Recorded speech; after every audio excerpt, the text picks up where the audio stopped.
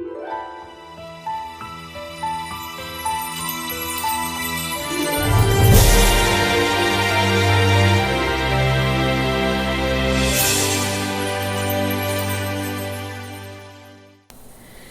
morning, this is Chris.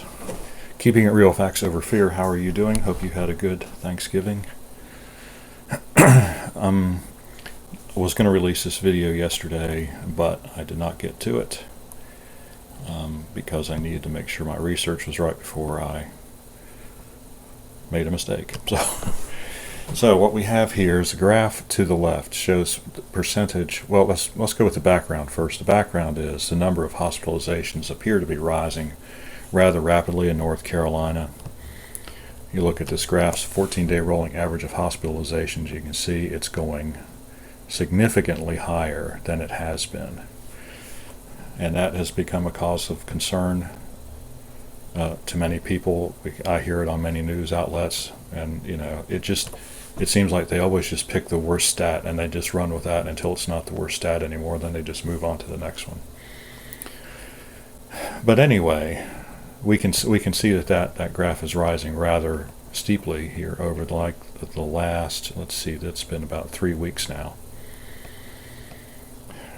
So what I thought I would do, I'm looking at that graph and I'm thinking, well, that's really serious if that's the whole story. Well, fortunately, it's not the whole story. So the graph to the left shows percentage of used to unused but staffed ICU and regular beds in North Carolina. So just multiply on the left hand, on the x-axis there, you can just multiply each value there by 100.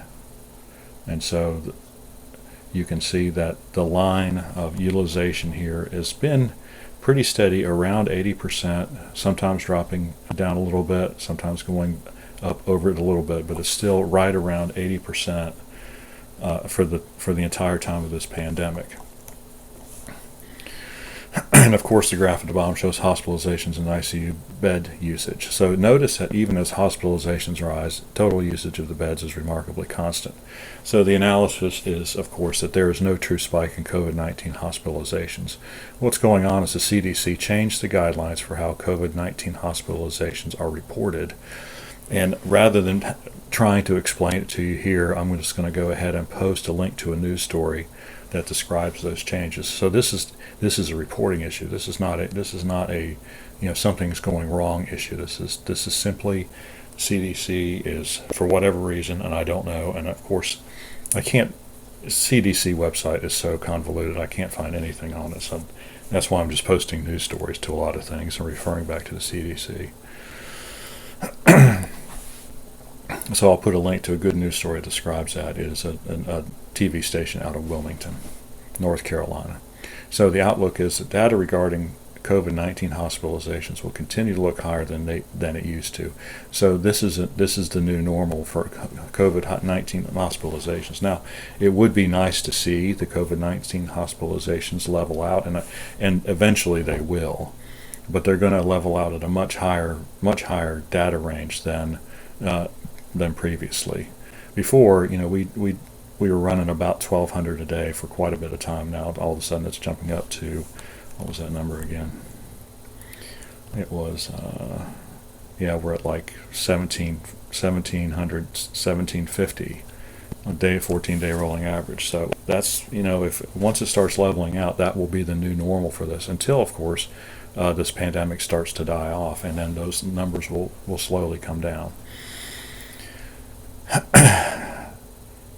So they will look higher, but keep in mind that as long as the total utilization of ICU and regular beds stays around 80% or lower, there's no need to be alarmed. And so that's the real point. There's no need to be fearful about this. This is a reporting issue, and our hospital system is in good shape. We've got plenty of beds.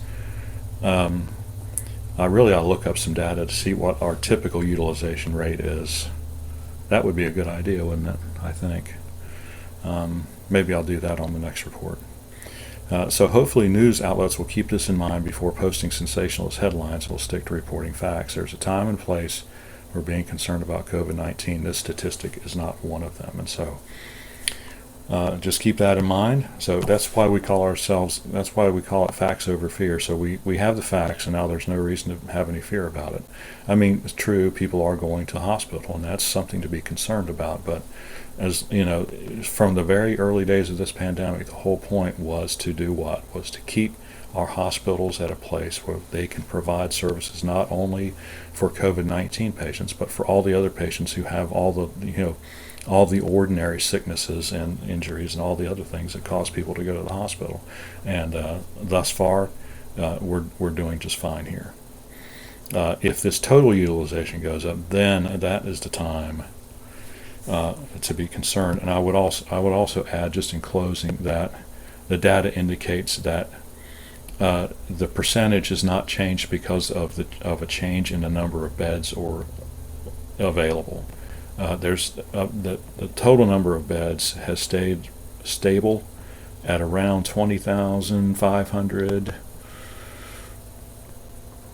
It started out in April at 19,500, and it's slowly grown up about maybe 1,000 beds. And I don't know if that's just seasonal fluctuation, if that's like a normal thing, or I mean, I think there's a certain amount of flexibility in the hospital system. So some hospitals have probably added a few beds here and there, but as you can see, for a state of 10.5 million people, 1,000 beds is really not that big of a jump. I mean, it's about 4% jump. So maybe 5%. So that's good. We're still in good shape. So I just want to let you know that, so you can rest a little easier today. Enjoy your weekend. If you have any questions or comments, leave them in the section below. Like and subscribe. We appreciate when you do. And we'll see you on the next Fact and Chart Build video.